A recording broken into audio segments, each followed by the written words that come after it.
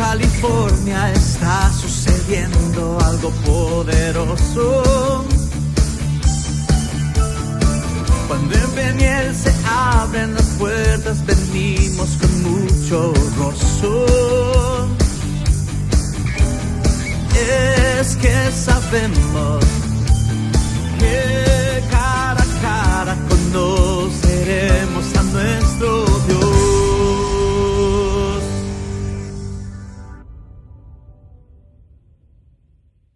Lucas capítulo 17, verso 15.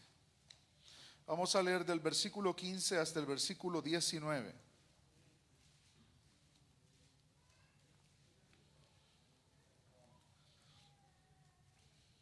Gloria a Dios. Creo que todos estamos ahí, hermanos. La palabra del Señor dice de la siguiente manera. Lo vamos a leer antifonalmente. Entonces uno de ellos, viendo que había sido sanado, volvió glorificando a Dios a gran voz.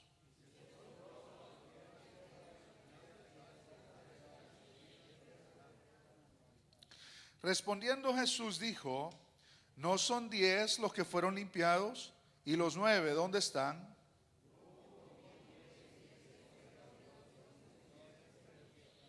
Todos juntos. Y le dijo: levántate, vete, tu fe te ha salvado.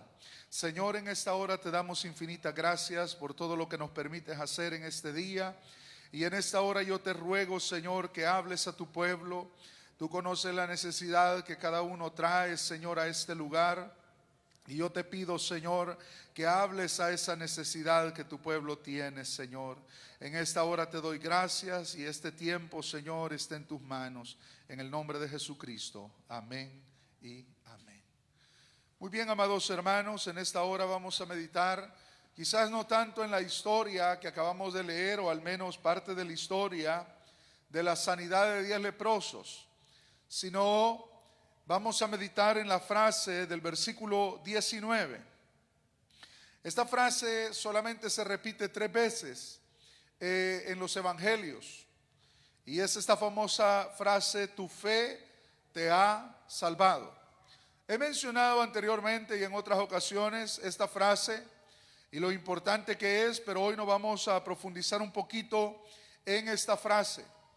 Esta frase tiene mucho que ver con la relación que nosotros tenemos con Dios. Sería bastante mejor, o se oiría mejor el que el Señor le dijera a estas personas: tu fe te ha sanado. Pero el Señor le dice: tu fe te ha salvado. Se lo dice a estos leprosos, se lo dijo a la mujer del flujo de sangre. Y le dice el Señor a la mujer del flujo de sangre: hija, ten ánimo, tu fe te ha salvado. Pero también se lo dijo al ciego Bartimeo: tu fe te ha salvado. Y estas personas recibieron sanidad, no recibieron aparentemente salvación, pero cuando el Señor los sana de sus enfermedades, le dice: tu fe te ha salvado. Entonces, esta frase tiene una revelación para nosotros bastante grande. Todos nosotros hemos llegado al Señor con alguna necesidad en nuestra vida. Y las necesidades que nosotros podemos ver son físicas. Algunos con adicciones, otros con enfermedades. Y decimos: no, es que yo necesito de Dios y por eso yo me acerco a Dios. Pero en realidad el problema del ser humano va más allá de lo que puede ver. Va más allá de la enfermedad, va más allá de la adicción. Y es que el problema del ser humano está dentro de él. Todos tenemos un problema antes de venir al Señor Jesucristo. Y una de las cosas imposibles que el ser humano pueda ver es dónde está la necesidad. El ser humano sabe que tiene necesidades, sabe que tiene enfermedades, sabe que tiene adicciones, sabe que tiene depresión. Entonces, él sabe todo lo que mira y siente en su vida, pero no se da cuenta que el problema va más allá de lo físico. El problema es espiritual. Entonces no hay nadie en esta vida que pueda arreglarle el problema espiritual al ser humano. Nadie, menos la religión. Usted puede tener actos religiosos, aún convertir este culto en un acto religioso. El acto religioso del día domingo, Y muchas personas este día andan haciendo actos religiosos, pagando votos, y algunas personas caminando hasta de rodillas. Entonces el ser humano sabe que tiene problemas. La religión ofrece cierta solución, pero no soluciona nada. Entonces la gente va a la religión, quiere apaciguar su conciencia, quiere callar la culpa, pero no se calla nada. Todo eso cambia cuando uno se encuentra con Jesucristo. Porque una de las cosas primordiales que el Señor hace no es sanarle solo la enfermedad. Dios está interesado, y no me malinterprete, en sanar las enfermedades del pueblo del Señor, en sanar las enfermedades del ser humano, en libertarle, en hacer muchas cosas que el ser humano necesita. Dios está interesado en eso, pero más interesado que todo es salvarlo a usted. Y antes de que venga la sanidad del cuerpo, tiene que venir la salvación del alma. Antes de Dios restaurar la vida de la persona, tiene que restaurarle interiormente, sanar esa ruptura que ha habido de relación entre Dios y el hombre. Hermanos, tenemos que entender de que si estamos bien es cuando estamos bien con Dios. Si estamos mal con Dios, todo lo demás va a estar mal. Si usted está bien con Dios, hay sanidad. Si usted está bien con Dios, hay libertad. Si usted está bien con Dios, hay solución para los problemas. No hay un problema en el que el Señor nos diga a nosotros: hoy no te puedo ayudar. Eso está demasiado difícil. En todos los problemas Dios es suficiente. Entonces, cuando nosotros vemos a estas personas que se acercaron al Señor, vemos que se acercaron con necesidades físicas. Pero en realidad, antes de restaurar físicamente a la persona, Dios tuvo que restaurarle espiritualmente. Entonces aquí es donde nosotros entramos.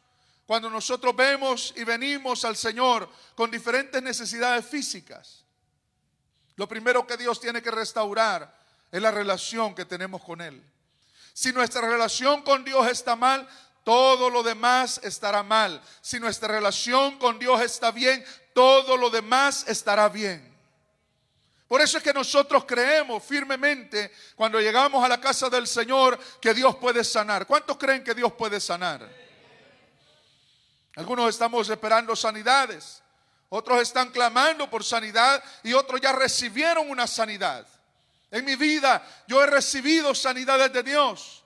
Pero es que Dios no está interesado en sanar al ser humano, hacerle el favor y dejarlo ir. Dios no está interesado en eso. Y el ser humano está acostumbrado en diferentes cosas que el ser humano practica, de recibir solo favores y decir: bueno, he probado de todo, ahora voy a probar a ese Dios de los cristianos. Y yo le voy a decir algo: este Dios que nosotros tenemos no está interesado en ser el amuleto de nadie. Él está interesado en ser su Señor y su Dios y su Salvador. No solo este día, no solo en el favor que necesita. Él quiere ser su Dios esta semana, quiere ser su Dios este mes, quiere ser su Dios el año 2025, el año 2026 y hasta que Cristo venga. Él quiere ser su Dios eternamente y para siempre. Dios no quiere que usted se acerque por un ratito, reciba la respuesta y se acabó. Dios no está interesado en eso. Dios quiere estar con nosotros para siempre. Entonces cuando el ser humano se acerca, no solamente tiene que acercarse con un deseo de recibir la necesidad, la respuesta a la necesidad que tiene, o la sanidad a su vida. Tiene que estar dispuesto a conocer a Dios, a pararse cara a cara con Él y decirle: Señor, ¿qué quieres de mí? ¿Qué quieres que yo haga? Hermano, la experiencia más linda de la vida cristiana no es solo cantar, no es solo llegar y adorar a Dios en un templo. La experiencia más linda de la vida cristiana es tener un encuentro real con el Dios de la gloria. Y eso no lo da la religión, eso no lo da, ni siquiera yo lo puedo dar. No lo da los adornos, no lo da lo que tengamos en un templo. Eso solamente es usted y Dios, Dios y usted. Ni el hermano que está al lado se lo puede dar, ni el pastor, ni el evangelista. Aunque yo ore por usted y le ponga la mano en la cabeza o le derramemos aceite, eso es cuando usted quebranta su corazón y le dice: Dios mío, te quiero conocer. Ahí Dios se acerca, ahí Dios toca, ahí Dios quebranta, ahí Dios sana, ahí Dios restaura. Ahí usted conoce lo que es verdaderamente ser libre. Mientras la persona no tenga un encuentro real con Dios, tendrá mucha religión, pero su vida no cambiará. Lo que cambia al ser humano es encontrarse con Dios. Y eso lo podemos ver nosotros en las páginas de la Biblia.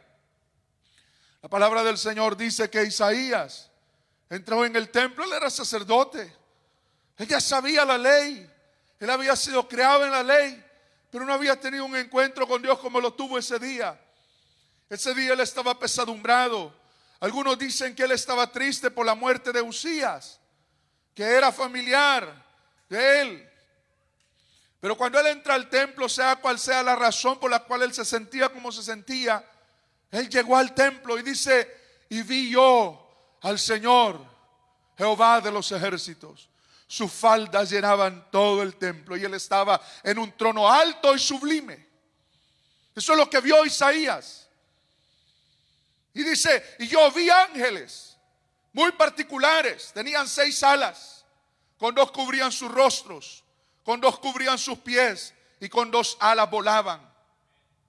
Y todo el día, a toda hora, dicen: santo, santo, santo, Dios todopoderoso, toda la tierra está llena de su gloria. Y el uno canta y el otro le responde, y no cesan de decir: santo, santo, santo. Isaías dice: y yo me sentí tan vil, me sentí tan como muerto por tener labios inmundos y habitar entre gente que tiene labios inmundos. Pero Dios limpió mi culpa.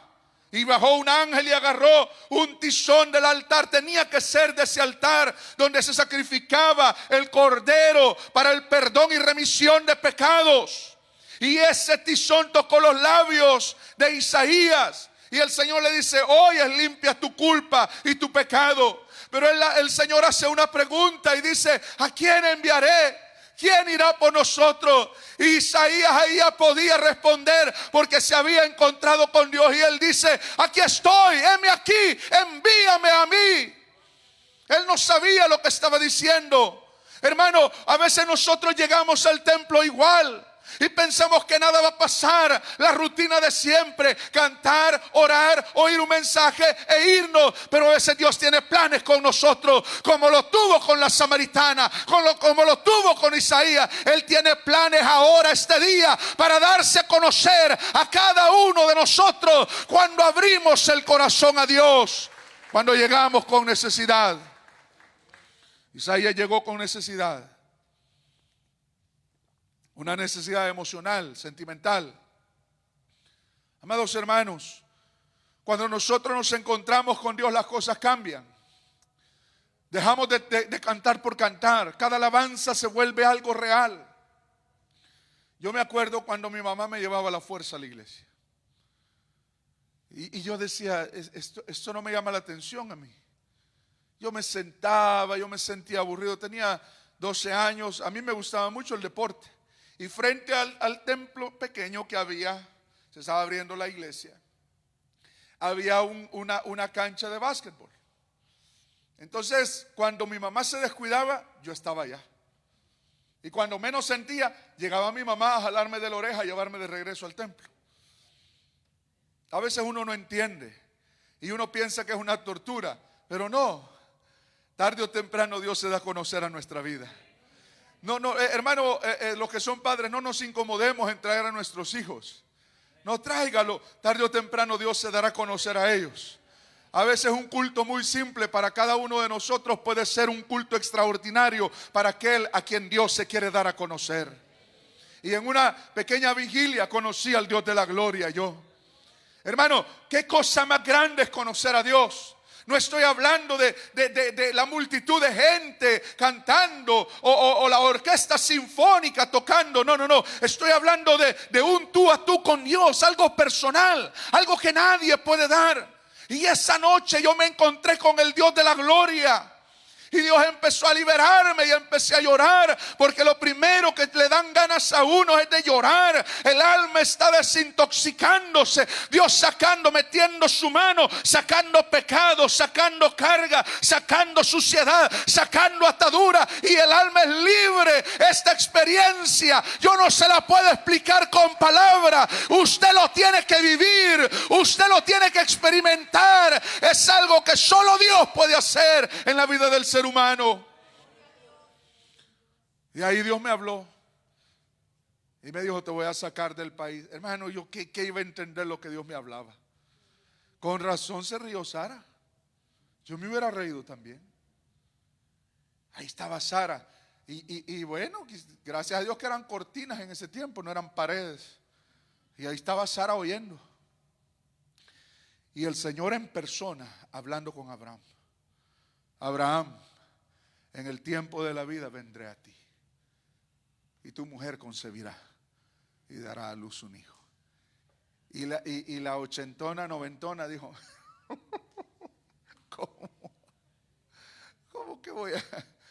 ¿Cómo que una mujer de 80, 90 años? Ella exageró, dijo: ¿cómo una mujer de 100 años va a dar a luz? Y Dios, como lo sabe todo, dijo: ¿por qué se rió?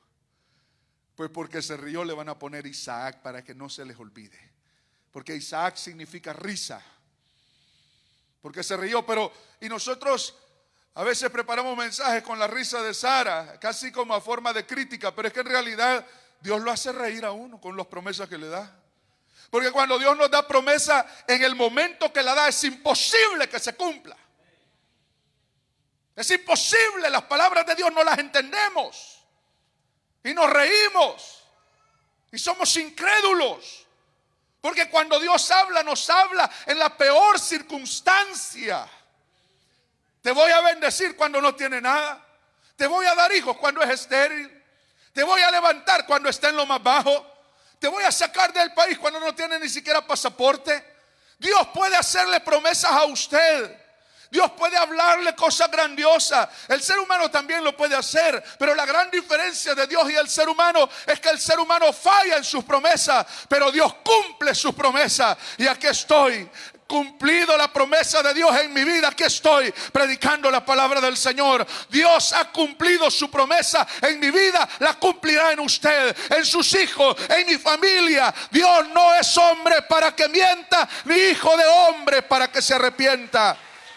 Él prometió y Él hará. Hermano, nosotros tenemos que conocer a este Dios que tenemos. Cuando nosotros conocemos a Dios, sabemos que lo que Él habla hay que tener cuidado, no menospreciarlo, sino decir: bueno, vamos a obedecer. Y el que obedece se vuelve amigo de Dios. Abraham fue amigo de Dios. Aún la palabra de Dios dice en el libro de Isaías que Dios no se avergüenza de llamarse amigo de Abraham. ¿Pero por qué se llamó amigo de Abraham? Porque Abraham obedeció cuando nadie hubiera obedecido. Abraham creyó cuando nadie hubiera creído. Y la palabra del Señor a nosotros nos muestra la grandeza de este Dios. Y nos muestra la grandeza en que Él cumple lo que promete. Allá pasó Abraham más de 25 años sin recibir la promesa, pero creía que iba a llegar. Y la palabra del Señor lo dice: y de uno y de este ya casi muerto salen como las estrellas de los cielos en multitud, y como la arena que está a la orilla del mar. ¿Y de quién estaba hablando? Estaba hablando de dos personajes. Estaba hablando de Abraham, casi muerto, 100 años. 100 años. Claro, la vitalidad y la fortaleza física de aquel tiempo no es la de hoy, pero 100 años son 100 años. Que aún ni ellos creían. Usted se imagina criar un hijo a los 100 años, verlo correr, si a los 40 es duro, a los 100 es peor. Entonces Abraham estaba ahí viendo la promesa de Dios. Pero un día Dios se lo pide y él está dispuesto a sacrificarlo. Y se va, y la Biblia dice, y de uno, y de este ya casi muerto, no solo Abraham, Isaac también, que casi muere en el altar.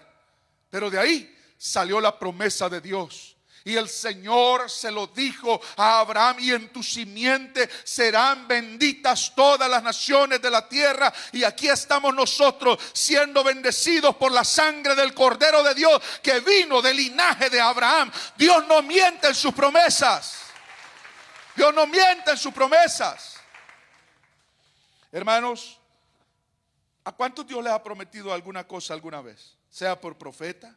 ¿A cuántos Dios les ha prometido algo? Levante la mano. Muy bien. Ahora levante la mano los que ya vieron la promesa cumplida. Muy bien.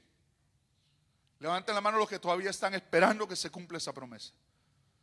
Es que nosotros tenemos promesas cumplidas y promesas que todavía se van a cumplir. Todos nosotros. Todos nosotros. Entonces en nuestra vida nosotros tenemos que entender de que conocer a Dios es el privilegio más grande que podemos tener como seres humanos. No es tener dinero, no es tener una mansión, no es tener un Ferrari, no, es tener a Jesucristo. Conocer a Dios. Y esto no es de toda la gente, hermano. Cada día que a veces nosotros estamos acá, nos sentamos, venimos a orar en la vigilia o a los cultos. Yo digo, ¿qué estará haciendo todo San José esta noche o este día?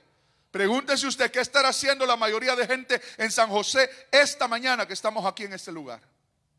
La mayoría, sobre todo de hispanos, en los campos de fútbol, que les gusta mucho o nos gusta mucho. Y de repente la gente está allá en sus barbecues, está allá en los lagos, en los ríos. Y nosotros acá. Hermano, no es de toda la gente conocer a Dios. Y a veces uno quisiera abrirle los ojos a las personas y decirle: oiga, mire qué bonito es adorar a Dios. Qué bonito es conocer a Dios. Oiga, mire qué bonito es estar en la casa de Dios. No es de toda la gente. Cualquier persona llegaría y diría: pero ¿qué hay de bonito acá? Y personas dirían: pero ni siquiera una imagen tienen. No, es que no está en lo que sus ojos miran, está en lo que siente. Está en lo que pasa aquí en el alma. Por eso yo le digo: aproveche cada culto que venimos a este lugar. Adore a Dios como si fuera el último día. Porque al salir de este lugar nadie promete nada. Pero el que adora a Dios aprovecha bien el tiempo. Recibe sanidad, recibe liberación, recibe los regalos de Dios en su vida. Entonces el Señor sabía que tenía que restaurar algo para poder darle más bendiciones al ser humano. Una vez, yo sé que usted conoce esta historia, 4 amigos se llevan a un amigo paralítico donde estaba Jesús. Estos amigos llegan con el paralítico, ¿no?, en el lecho, y ellos ven que la casa está llena. Se suben al techo, rompen el techo y bajan al paralítico delante de Jesús. ¿Qué es lo primero que dice Jesús? En el aire venía: hijo, tus pecados te son perdonados. Lo primero. ¿Qué es lo primero que tiene que ser restaurado en nuestra vida? Nuestra comunión con Dios. ¿Y qué es lo que nunca se tiene que descuidar en nuestra vida como cristianos? Nuestra comunión con Dios.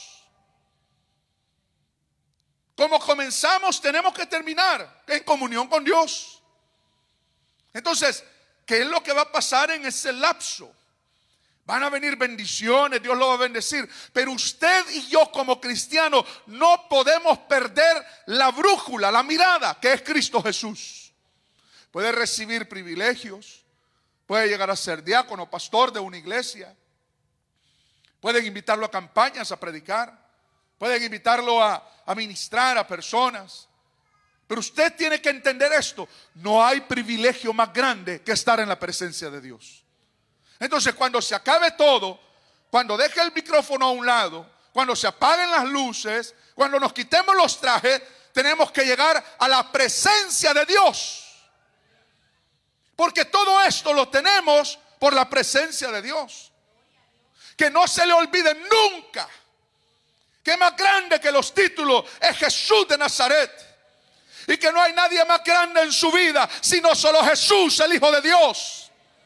Que no se le olvide que quien lo guarda en la calle es el Dios Todopoderoso. No se olvide que quien pone la comida en la mesa es Jesucristo el Señor. Que no se le olvide que quien le da el vestido es Jesucristo. Que no se nos olvide que nuestra comunión con Dios es lo más importante de nuestra vida cristiana. De ahí van a venir muchas ocupaciones, sobre todo cuando le servimos a Dios. Los que le sirven a Dios se vuelven personas muy serviciales y útiles dentro de la iglesia. Y la misma utilidad de la persona le hace alcanzar cosas, privilegios, confianza, diferentes cosas. Y a veces cuando estamos en ese ambiente se nos olvida que la oración es importante, más importante que muchas otras cosas. Que nuestra lectura diaria de la Biblia es importante. No, es que no tengo tiempo, es que estoy muy ocupado, tengo que hacer diferentes cosas en el ministerio tal o cual. Más importante que todo eso es estar en la presencia de Dios. La sabiduría que tenemos, la inteligencia que tenemos, las habilidades que tenemos, la salud que poseemos, dependen de Dios. Dependen de Dios. Nunca creamos que somos autosuficientes en nuestra vida. No, hermanos. Nosotros necesitamos a Dios todos los días, a toda hora, a cada momento, a cada segundo, en cada lugar donde estemos. Necesitamos al Señor. Cuando el Señor le dice eso a este paralítico que venía bajando: hijo, tus pecados te son perdonados, Él estaba haciendo algo necesario. Porque para poder levantarlo de su parálisis, primero tenía que haber perdón de pecados. ¿Sabe usted que hay enfermedades y hay problemas en la vida del ser humano que son provocadas por demonios? ¿Sabía usted eso? Enfermedades provocadas por demonios, tristezas, vacíos, muchas cosas. Pero los demonios tienen autoridad sobre el ser humano cuando el ser humano está en el pecado. Ellos no tienen autoridad de otra manera. El lazo que ata al ser humano, que es tirado por los demonios, es solamente a través del pecado. Simple. Entonces Dios, para poder sanar, para poder liberar, lo primero que tiene que haber es perdón. ¿Y cómo se genera el perdón? Cuando primeramente Dios le da la oportunidad al ser humano de arrepentirse, y donde el ser humano también siente el deseo de acercarse a Dios. Y eso se provocó en esta ocasión. Hijo, tus pecados te son perdonados. Y la crítica vino, ¿no? Este hombre, ¿qué cosas está hablando? ¿Quién puede perdonar pecados si no solo Dios? Y ellos no se daban cuenta que quien estaba ahí sentado hablando era Dios en persona. Impresionante. Y Jesús, conociendo los pensamientos de todos, le dijo y le preguntó a los fariseos: dígame, ¿qué es más fácil decir al paralítico, tus pecados te son perdonados, o decirle, levántate y anda? ¿Qué es más fácil? Para nosotros ni una, porque no tenemos la capacidad de hacer ni una de las dos. Pues para que sepan, dijo Jesús, que el Hijo del Hombre tiene potestad para perdonar pecados, a ti te digo, levántate, toma tu lecho y vete a tu casa. Y esa palabra hizo que la parálisis desapareciera. Los nervios muertos de las piernas empezaron a sentirse despiertos. Los músculos a restaurarse, los ligamentos y tendones a agarrar fuerza, y aquel hombre se puso de pie, porque el que estaba ahí era el Rey de Reyes y Señor de Señores. Pero para poder traer esa sanidad tuvo que haber perdón de pecados. ¿Se fija? Entonces, ¿Qué le quiero decir yo? Que antes de las sanidades, antes de las liberaciones, antes de las respuestas, está nuestra comunión con Dios. Y uno de los problemas del ser humano es que no quiere tener comunión con Dios, pero sí quiere los privilegios de Dios. Sí quiere tener los privilegios. Hay personas que quieren tener los privilegios del matrimonio viviendo como solteros. ¿Se ha fijado? Quieren la comida caliente cuando llegan, quieren masaje en los pies, pero no responden por su hogar. Yo sé que aquí no hay nadie de eso, pero digo, es una metáfora, ¿no? Entonces, quieren todos los beneficios que un matrimonio trae, pero no viven como matrimonio. No te vayas porque pasas 3 días que te vas y no apareces, porque quiere vivir como soltero. Pero cuando regresa del avión de 3 días que tomó, quiere regresar a un matrimonio, que le responde el matrimonio. Y eso no funciona de esa manera. El que quiere tener los beneficios de algo tiene que vivir en los vínculos de ese beneficio. El que quiere tener los beneficios del Dios Todopoderoso tiene que vivir en Dios, vivir en Cristo. ¿Por qué sé que Dios puede sanar este día? Porque vivimos en Cristo. ¿Por qué sé que Dios puede liberar este día? Porque yo vivo en Cristo y usted vive en Cristo. No somos gente que está queriendo el beneficio de Dios y después de eso al baile y a las cosas. No, vivimos para Dios, tratamos de vivir para Dios y después de eso venimos y le decimos: Señor, ayúdame. Y ahí está el Dios de los cielos para ayudarle, para levantarle, para restaurarle, para pararse a su lado delante del juez. Y fíjese que lo bonito de vivir para Dios es de que a veces usted no tiene que pedirle a Dios necesariamente por ciertas cosas, sino que Dios mismo las provee, a veces cantándole. De veras, hermano, a veces Dios me ha restaurado a mí cantando, leyendo la Biblia, orando, y a veces en el altar, orando por otros. Dios me sana a mí. ¿Me explico? Porque vivir para Dios significa dejarle todo a Él. Él sabe cuándo me va a sanar. Él sabe que me duele. Él sabe que usted necesita. Él sabe que Él conoce todo de nosotros. Él sabe la legalidad que tiene, la legalidad que le falta. Él sabe lo que tiene inmigración. Ni siquiera yo lo sé, pero Dios sí lo sabe. Y vivir para Dios tiene un gran beneficio. No es su amigo el presidente de esta nación, ni los presidentes de las naciones, ni nos conocen, pero nos conoce el creador de la raza humana. ¿Qué le parece? Somos amigos de Dios por la sangre del Cordero de Dios. Y tener a Dios de amigo, hermano, las puertas se abren donde caminamos. Dios hace que nuestros enemigos se hagan a un lado y a otro cuando caminamos. ¿Por qué? Porque caminar de la mano con Dios es el beneficio más grande. Tener contento a Dios, tener a Dios de amigo, ¿qué beneficio es? ¿Qué beneficio es? Allá llegó Abraham a la tierra de Gerar. Y el rey de Gerar dijo: me gusta esa mujer. Se llama Sara. Y Abraham dice que es su hermana. Bueno, tráiganla. Y la llevó al palacio. Y el rey de Gerar la toma y la tiene ahí. Y sabe que Dios hace estériles a toda la casa de ese hombre, solo por haber tomado a Sara y traerla. Y Dios le habla al rey en sueños y le dice: no toques a esa mujer, que ya tiene su esposo. Devuélvesela. Y se levanta del sueño y se la da a Abraham y le dice: ¿por qué me mentiste? ¿Por qué dijiste que era tu hermana? No, porque pensé que me iban a matar porque ella es muy hermosa. Bien, no se equivoca la Biblia en decir: por causa de ellos Dios castigó reyes y les dijo: no toquéis mis ungidos, dice Jehová. ¿Se fija? Ahora, ¿qué es lo impactante grande, y esto siempre se lo he dicho de ese texto, es que Abraham, en comparación del rey de Gerar, no era nadie, hermanos. ¿Qué soy yo en comparación de los cancilleres de gobierno de esta nación? Nada. Humanamente pasan al lado de nosotros, si es que pasan, ¿no? Y nosotros no somos nadie. Aquí en la tierra.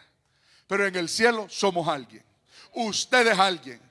Ay, hermano, pero yo mi TPS que ni me llega y usted me dice que soy alguien. No, es que su vida no depende de ese TPS ni de ese pasaporte. Su vida depende de Jesucristo. Su vida ya no depende de los ídolos. Su vida ya no está en las manos de los demonios. Hoy usted es hijo de Dios. Alguien dice gloria a Dios. ¿Se fija? Y después se fue a Egipto. O antes de eso se había ido a Egipto y le había pasado exactamente lo mismo. Y el Señor, dice la Biblia, trajo grandes plagas a la casa de Faraón. Solo por Abraham. Solo por Abraham. ¿Y Abraham qué era? Un nómada. Un nómada comparado con un rey de esa época es nada. Un inmigrante, pues, que va pasando por la tierra. Momento. Pero ese hombre inmigrante era amigo de Dios. ¿Y sabe lo que siempre en el caminar de Abraham dejaba como huella? Altares. Donde Abraham estaba, había un altar para Dios. Y pozos, provisión de Dios. Siempre. Usted ve la Biblia, se va a encontrar que Abraham siempre tenía un altar y pozos. Cuando él muere, su hijo Isaac va y abre los pozos de su padre. Ahí es donde sus hijos y mis hijos irán cuando yo ya no esté, cuando usted ya no esté. ¿Dónde irán nuestros hijos? A donde fuimos nosotros, a este Dios que sí responde. ¿A dónde irán nuestros hijos cuando tengan tristeza? Al Dios de la gloria. ¿A dónde irán nuestros hijos cuando tengan problemas? A este Dios que sí responde. No volverán su rostro a los ídolos. No mirarán la brujería. Mirarán al Dios que nosotros miramos. Porque este Dios sí responde. Entiende que no es solo nosotros, sino la herencia que estamos dejando. Que donde caminamos, caminarán nuestros hijos. Yo le doy gracias a Dios porque Dios permitió que mi familia conociera a Dios. Yo no sabía, y yo creo que nadie en ese momento sabía, que yo iba a seguir sus pasos, que iban a marcar una descendencia. Igual sus hijos. Aquí los vemos con mascaritas, ¿no? Le voy a poner un ejemplo, no tanto de los pequeños, de los grandes. De los grandes. Un ejemplo, ahí tenemos al hermano Alexito. Alexito le decimos de cariño. Pero cuando llegaron los hermanos, él ni siquiera había nacido. Imagínense, así me siento de viejo. De ver todos estos muchachos que ahora ya están hasta viendo cómo se casan. Dios mío, digo yo. Ya todos, algunos ya van a ser abuelos de aquella generación. ¿Se fija? Pero ¿dónde están? Están en la casa de Dios. Cuando Dios los salva a usted, no lo está salvando a usted, está salvando toda su descendencia. Sí, hermanos. Y estos niños que nacieron acá, que tienen los principios de la palabra de Dios, que son bilingües, ni siquiera ellos saben lo que Dios va a hacer con ellos. Ellos no han dimensionado el poder de Dios, las maravillas del Dios de la gloria. Ellos no saben que van a ser pastores. Ellos no saben que van a ser predicadores bilingües. Ellos no saben que van a terminar en África, en la India, en la China, predicando el evangelio. Ellos no lo saben. Ellos están pensando en el colegio, en con quién me casaré, voy a tener 10 hijos. Eso es lo que están pensando. Pero Dios tiene planes mucho más grandes de los que nosotros tenemos. Y esto no se lo digo porque se me ocurre acá. Lo siento en mi ser que Dios va a hacer cosas grandes con una generación que viene detrás de nosotros. ¿Cuántos creen que Dios lo va a hacer, hermano? Y si no lo ven sus hijos, lo verán en sus nietos. Y quizás nos iremos y nuestros bisnietos serán los grandes siervos de Dios. Porque seguimos a Dios. Porque amamos a Dios. Porque nos entregamos a Dios. Porque hubo una decisión personal en nosotros. Y dijimos, como dijo Josué, yo y mi casa serviremos a Jehová. Y este es un asunto personal de cada uno de nosotros. Cuando nosotros, hermanos, conocemos a Dios y nuestra vida es restaurada, llegamos a darnos cuenta. Fíjense qué cosa más maravillosa. Y yo sé que las personas nuevas o que visitan quizás no entenderán esto, pero llega un momento en la vida cristiana donde las sanidades ya no son tan relevantes. De veras. Donde los milagros ya es segundo lugar. Cualquiera diría, pero ¿acaso no quieren milagros? No, todos queremos milagros. Pero nos damos cuenta que lo más grande es Dios. No sus milagros, Dios. Lo más grande es Jesucristo. No lo que Él me da. Entonces, muchas personas llegamos por una necesidad, pero nos topamos con un Cristo vivo.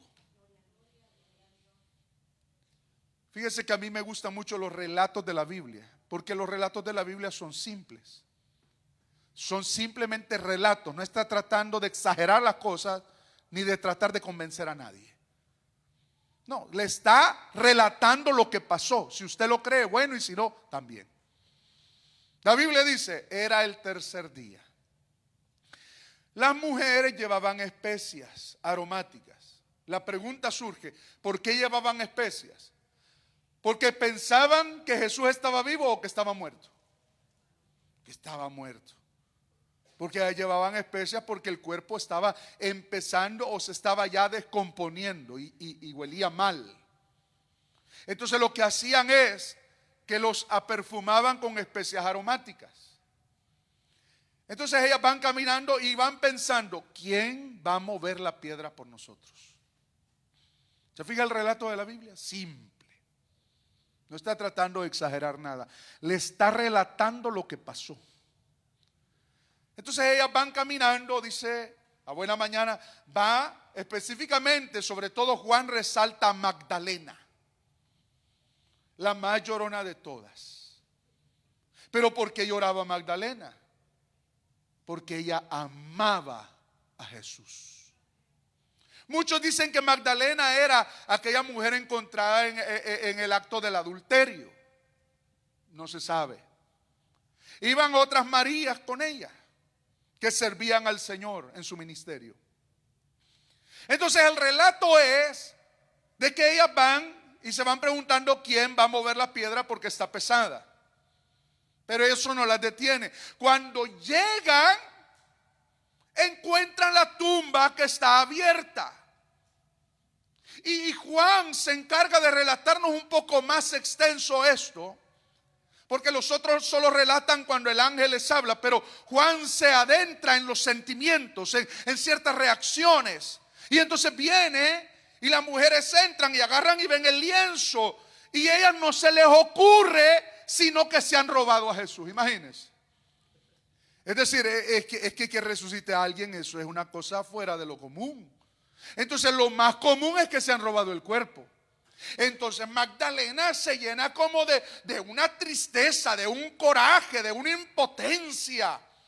Y dice, ¿dónde está? Y empieza a llorar. Se les aparece el ángel y Magdalena quiere pelear hasta con el ángel. Y después ella está que es un mar de llanto. Y de ahí aparece aquel gran dicho que ya está como la Magdalena. Pero eso es normal para ella. Y a veces la gente hace mofa, hace risa de eso, se ríe. Y es muy normal, ¿no? Pero es que ella estaba llorando por la impotencia de que se robaron el cuerpo de su Señor.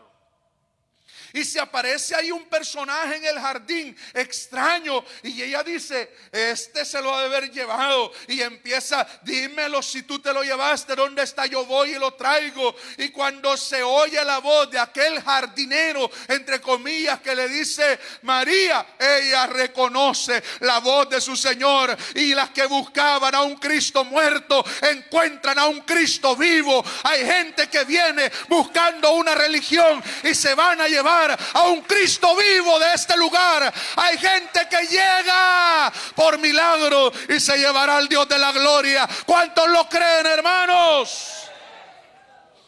Aleluya. Llegamos a cultos desanimados y nos vamos con ánimo. Llegamos a cultos tristes, nos vamos alegres. Llegamos a cultos con enfermedad y a veces nos volvemos a ir con la enfermedad. Pero ya no es relevante eso. ¿Sabe lo que es relevante? Lo que pasa aquí.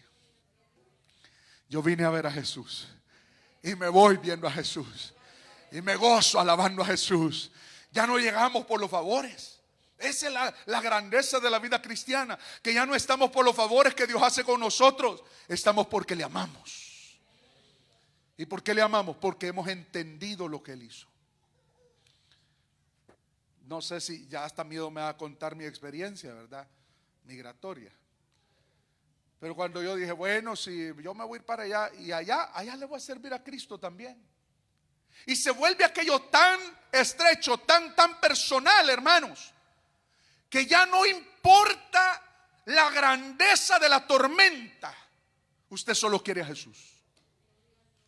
De veras, ya no quiere nada más, solo a Jesús. Solo a Jesús. Y si voy para allá le sirvo a Jesús. Es que, y no le ha pasado a usted que vino de su país, llegó acá y lo primero que buscó es una iglesia. Una iglesia. ¿Por qué? Porque quería a Jesús. Y no es que Jesús esté acá, no, pero este lugar se ocupa estrictamente para adorar al Señor. Si hay un lugar donde Dios está, es la oración, la palabra de Dios. Ahí encuentra a Dios, y donde se reúnen los santos de Dios a adorarle. Ahí no va a faltar Dios. Así como se reúnen muchos a invocar la muerte los visita, pero aquí estamos invocando la vida que se llama Jesús de Nazaret. ¿Y sabe quién nos visita en este lugar cada noche que nos reunimos? Jesús de Nazaret.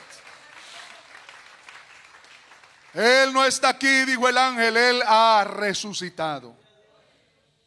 Entonces, cuando nosotros llegamos por necesidades, que no es malo, es la visión del ser humano, llegamos a un momento donde en esa necesidad buscando encontramos algo más grande que la sanidad.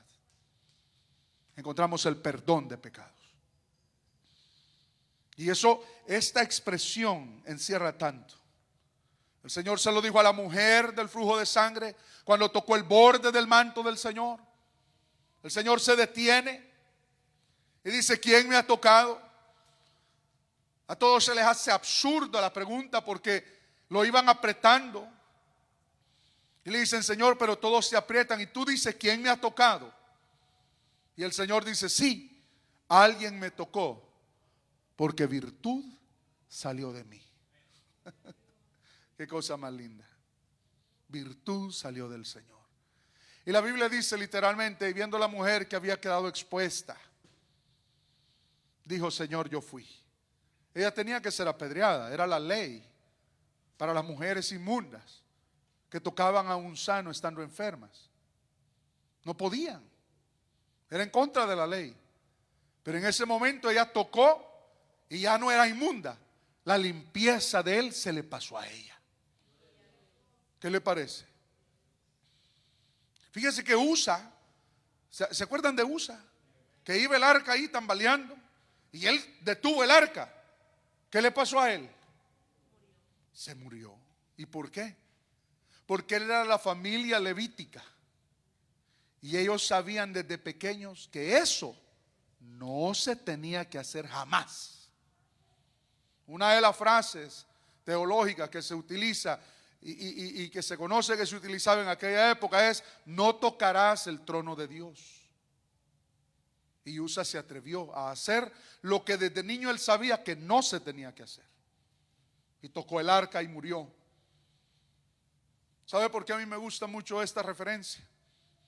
Porque ahora vemos al santo de los santos, no el arca del pacto, Dios. ¿Se acuerda de los ángeles que gritaban y cantaban, santo, santo, santo? ¿Por qué dos alas cubrían su rostro? Porque Él es demasiado santo que ni los ángeles pueden estar delante de Él con el rostro descubierto.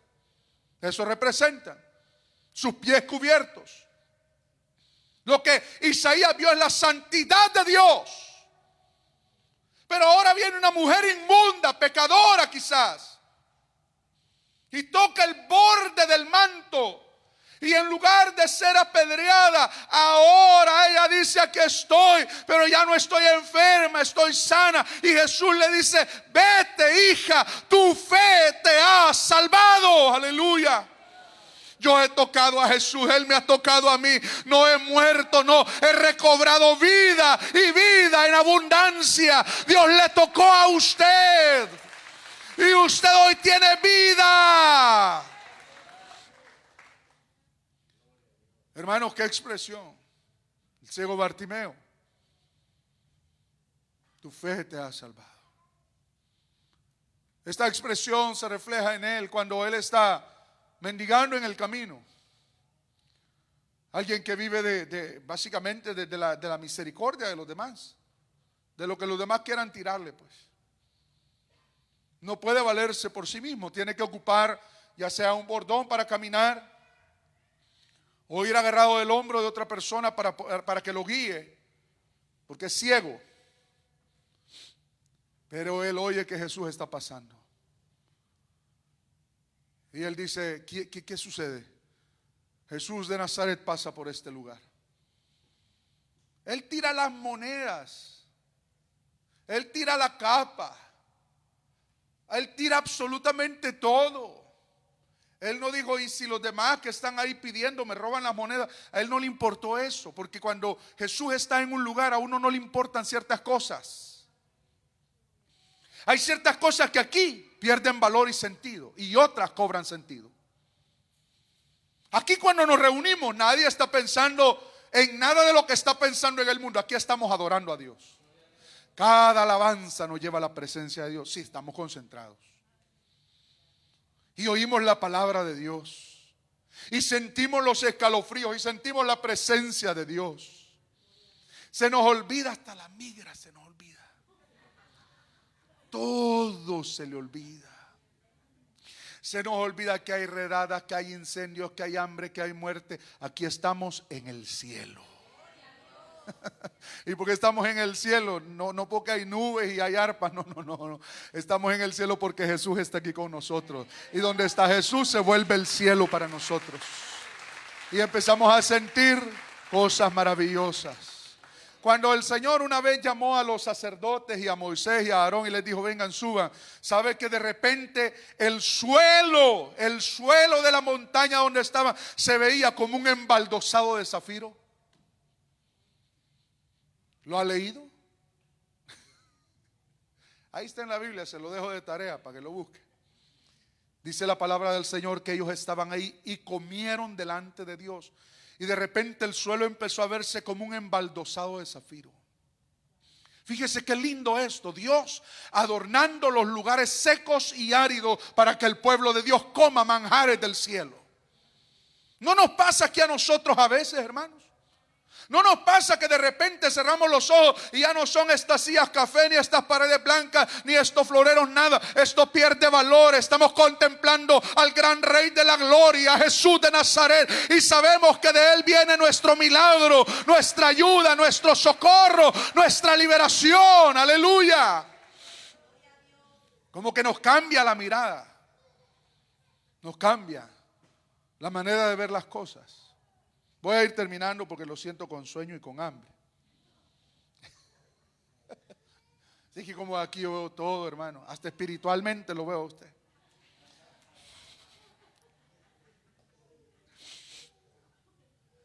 La oración que más va a luchar usted en su vida, ¿sabe cuál es? La de reconciliarse con Dios. No hay oración que sea más luchada para un pecador que pedirle perdón a Dios. Mire, hay hombres que dicen, no, yo soy macho y el fusil, y tienen fusiles en la casa y tienen machetes, hasta una cicatriz de aquí de un león que se le apareció. Malos. Han hecho maldades, se han agarrado con gente, han estado en la guerra, han estado en la montaña, han aguantado hambre, y uno les dice acepte a Cristo y no pueden. ¿Y la valentía a dónde está? ¿Se fijan? Es que no hay valiente más grande que el que llega delante de un altar arrepentido. No hay. Valentía no es estarse allá agarrando con la gente, golpeándose. No, eso no es valentía. La palabra del Señor nos define algo y nos dice que los valientes arrebatarán el reino de los cielos. Entonces, ¿qué es valentía delante de Dios? Valentía es decirle no al pecado y decirle sí a Cristo. Su oración más peleada va a ser cuando después de pecar usted tenga que arrepentirse. El diablo le va a hacer sentir sucio, culpable. ¿Para qué te vas a arrepentir? No puede orar para arrepentirse. Lo pospone para otro día. Y el pecador, el que vive en el pecado, es igual. Fíjense que nosotros lo vemos, claro, como cristianos sencillo. Imagínense, venir de ahí, de la silla, acá, decirle, Señor, perdóname todos mis pecados. Me arrepiento. Pero la gran pregunta es, ¿por qué la gente no lo puede hacer? ¿Por qué le cuesta tanto? Un evangelista, y esto lo he contado anteriormente, yo estaba pequeño, estaba predicando, era como un anfiteatro natural que se formaba en unas bajadas que había en aquella colonia, y se había puesto la tarima, pero el predicador señaló a un muchacho que estaba sentado, cabello largo, y le dijo, muchacho, arrepiéntete hoy, ven a Cristo hoy, Dios te quiere salvar. No pudo, simplemente no pudo. Yo he visto gente llorar que se agarra de la silla, que no puede. Pocos días después lo mataron al muchacho. Yo estaba niño, yo lo vi. Pero usted sí pudo. Yo pude por la gracia de Dios. Si usted puede arrepentirse y llorar, dele gracias a Dios. ¿Cree que esto cualquiera lo puede hacer? Pues no, Señor, esto es gracia de Dios. Decirle, Señor, perdóname, te recibo, es misericordia del Dios de la gloria. Ruego a Dios que por los muchos años que esta iglesia Dios le dé vida, vea almas arrepentirse a los pies de Cristo Jesús. Bienaventurado Pedro, porque el Señor le dijo a los discípulos, ¿quién dice la gente que soy yo?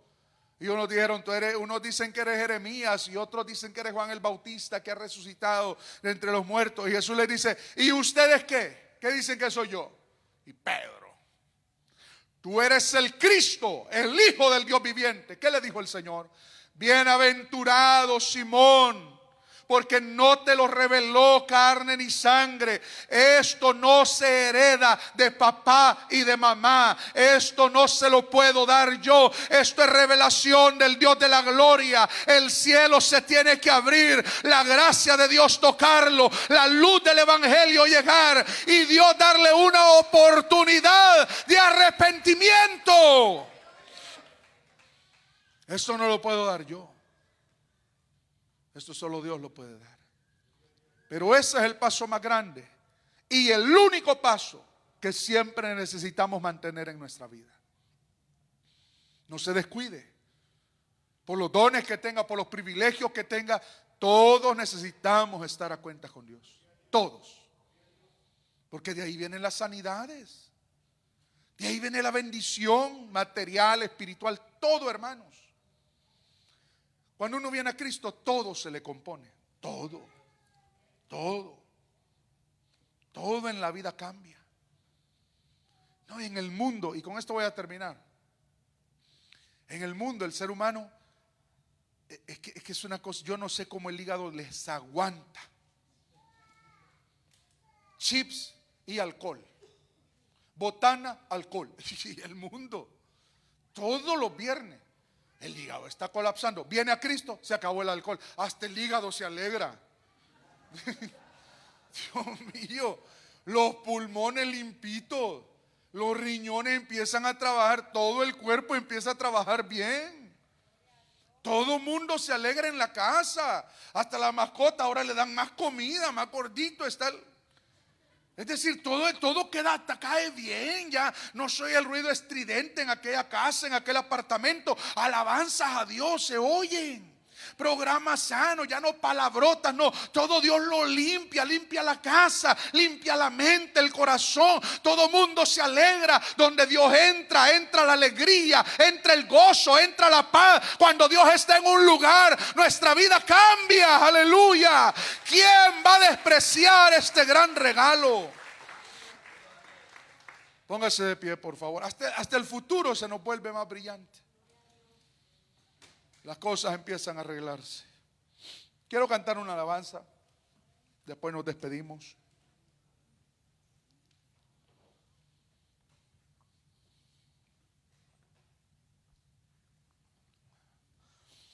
Quiero cantar esa alabanza. Yo siempre no me puedo aprender los títulos de las alabanzas. Esa alabanza que dice que tiene tu espíritu. Gloria a Dios. ¿Cuántos dan gracias a Dios, hermanos, de que son templo y morada del Espíritu de Dios? Yo le doy gracias a Dios. Gracias al Señor. Gracias a Dios. No hay cosa más maravillosa que nos pudo haber pasado a nosotros que ser templo y morada del Espíritu de Dios. Cuando yo conocí al Señor, yo me recuerdo que yo me iba caminando. Yo caminaba mucho para la iglesia. Y era un niño, yo soñaba con ser evangelista.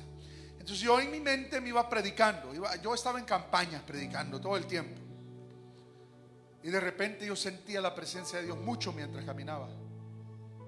Y empezaba a llorar mientras caminaba. Entonces, claro, cuando usted comienza en la vida cristiana, usted anhela cosas, privilegios, predicar. Pero mientras más pasa el tiempo en la vida cristiana, se va a dar cuenta que lo más grande es estar en la presencia de Dios. Y deja de importarle